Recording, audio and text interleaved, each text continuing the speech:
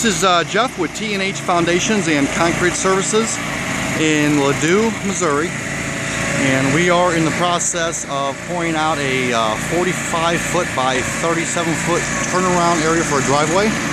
This is going to be stamped concrete, and the driveway actually goes around the house about another 200 or 300 feet. We're just pouring this part of it today. We're going to actually use a floppy stamp, which is this right here.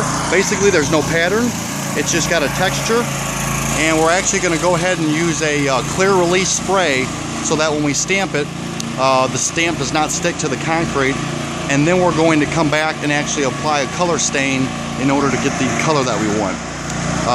We're going to have a brick border around the entire driveway, which is this right here.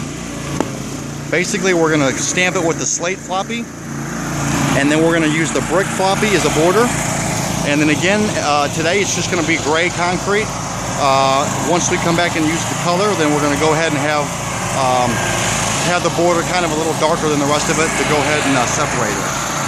The garage is going to have a epoxy coating system installed, and basically this is step one. We're just getting started here. We've got 4 inches of concrete with the wire mesh, and we're only putting wire mesh down as we go.